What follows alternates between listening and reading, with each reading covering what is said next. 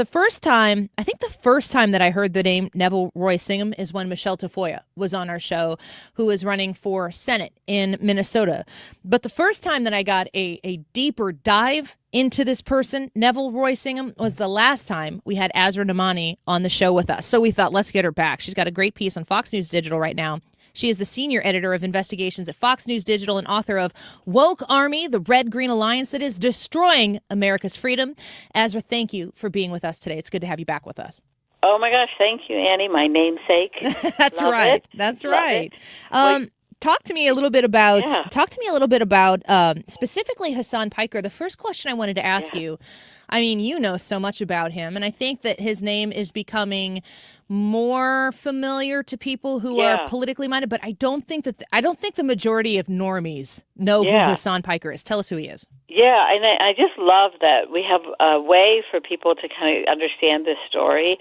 All your listeners and you obviously have watched a really strange phenomena happen over the last couple decades where the Democratic Party has become hijacked by very far-left individuals. And one of those men was a man by the name of Cenk, is his first name. Cenk Yeager, he says, like, it's a Turkish name, so it's said different ways. Name that nobody knows. But he created an organization called Justice Democrats.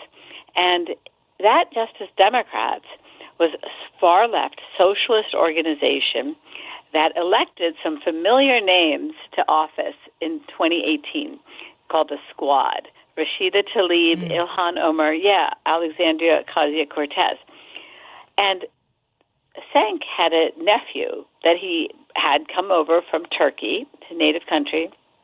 He was a young man, and he started working for Cenk at this place called Young Turks. And they're just, like people who are so hateful about America. That's sort of Cenk's thing. And everybody who knows Rashida Tlaib, Ilhan Omar, you're kind of getting what they call the ecosystem, right? The political ecosystem in which this young man emerges, and Cenk basically mentors him, would be a nice word to use. And he, I was looking on Getty pictures for pictures of Hasan Piker, and they're all there. The red carpet here, the red carpet there. Yeah. But what are they? They self-describe as Marxists. So this is pure far-left, communism, Marxism that they actually believe. And it gets disguised in the name of democratic socialism. And so I heard, the end of what you were talking about related to these trips to Cuba. Well, Cenk and Hasan Piker, they grow in power and political power in America, and that is the story of the hijacking of the Democratic Party. And the Democratic Party, of course, allows this to happen. And so now, how does this all matter in terms of the world? Well, what has happened is that Cenk and Hasan Piker, they have become what you call influencers. Yeah. I literally am waiting online right now for Hassan's 2:00 live stream, which will go for 6 hours. Can you imagine, Annie, talking like nonstop for 6 hours? No, I can't. Yeah. And, and young people will say that there's a lot of kids on that because it was started as a gaming platform called Twitch. But what he does is he sits there and he dissects the news, and he dissects how he's covered in the news, and he rants and he rants and he rants. And what are the rants about? They're anti-American. And what is actually expressed then are the propaganda points of our adversaries. And so that's why there's a term that's called malign foreign influence, and that is the three words that I hope everybody will think about in this entire ecosystem that I'm describing, because in it then arrives this man in 2017, right before, right just as Cenk is, gearing up the Justice Democrats, and he's the man by the name of Neville Roy Singham. He marries a far leftist from California, a redhead who's worked for Jerry Brown's campaign years ago, former governor of California.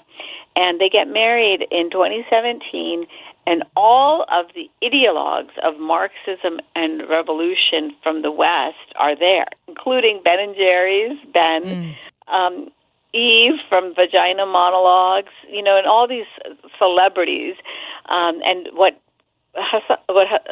Neville Roy Singham does is he starts pumping money into a network of nonprofits that he creates.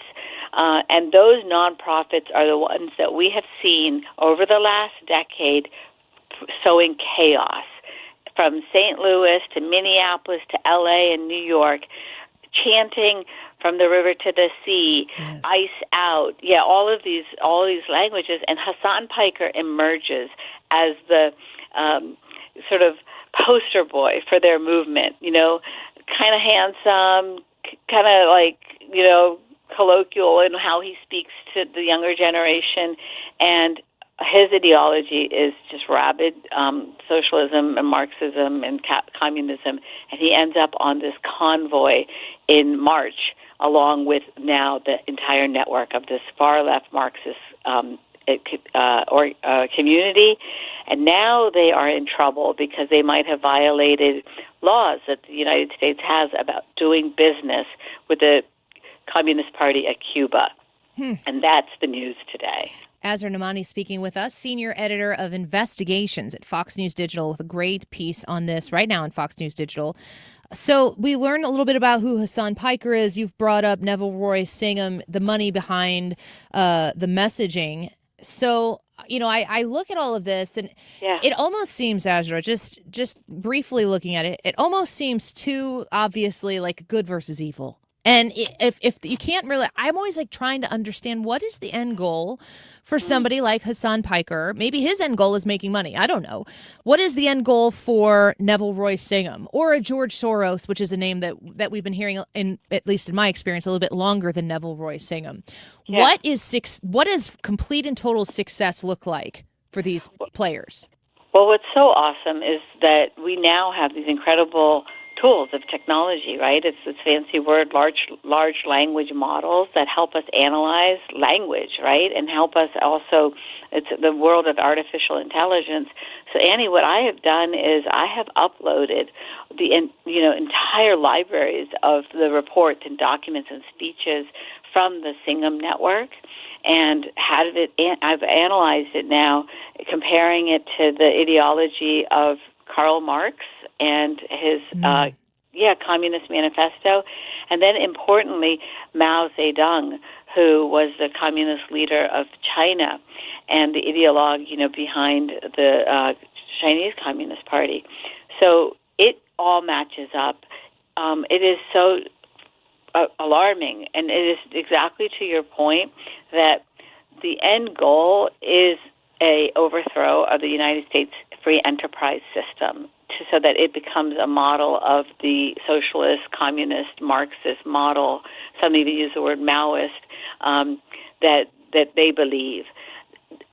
Somebody like Hasan Piker, he's living in a $2 million house in West Hollywood, wearing, the best stuff, driving a fancy car, doing photo shoots.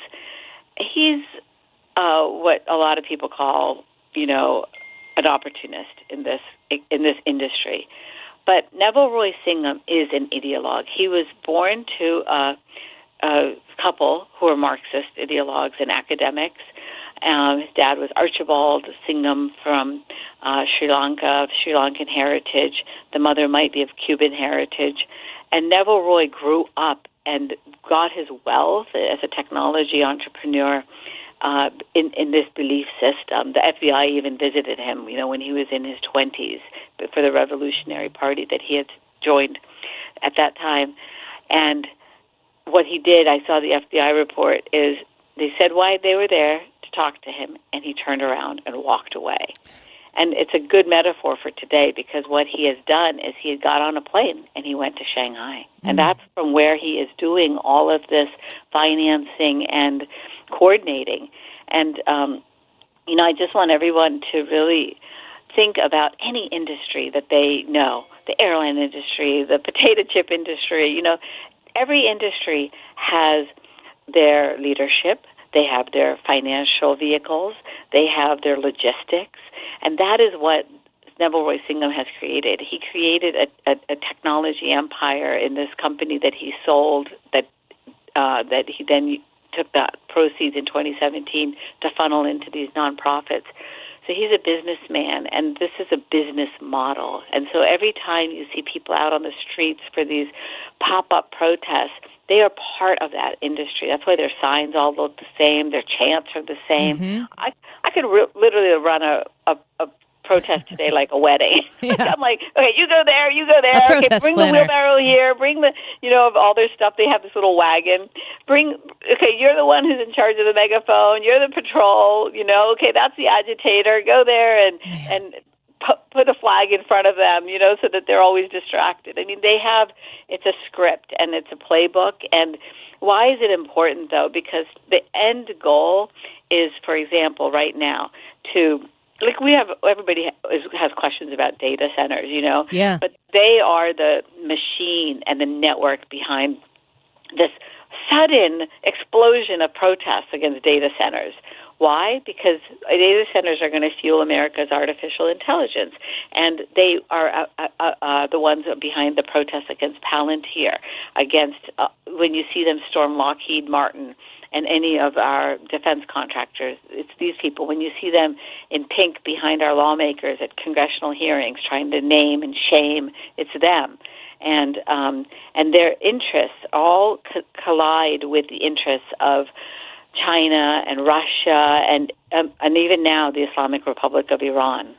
Man, Asra, I want to ask one last quick question before we have to let you go, because you've understood this Protest Inc. inside out, and the big players, the names behind it that we've talked about here. It's so important for people to learn about them so they can be educated about how this is materializing. Just give me your quick assessment of how the administration or the Department of Justice. How do you gauge the success that they are going to have, or are you heartened by the fact that they're looking into these the way that they are? Yeah, well, there is a man named Al Capone many years ago who was creating mayhem in America. And there was a prosecutor named Elliot Ness who had a strategy to go after Al Capone's taxes. And so what has happened is the administration, after the murder of Charlie Kirk, issued a presidential order to go after the far-left organizations. And the strategy is a very, very complex one, but it is just like the Al Capone strategy, where they're going after the finances of these organizations.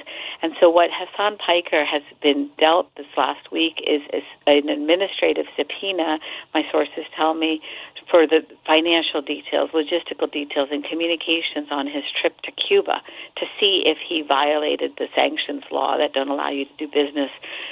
The Southern Poverty Law Center has just also been indicted for paying informants in violation of the expectations of what you do with donor money. And so it's not like the big picture stuff that we might imagine they're doing, and we know that they're doing in terms of nefarious activities, but these are the kind of investigative tools that they're using to basically dismantle this shelter that these organizations have had in the nonprofit industry to both do their work with tax deductions for their donors, and then also the image of humanitarianism. Yes. That's the trick that they've done on America, and that's why people have kind of they've been confused what to think of them, because all their words are democracy, human rights.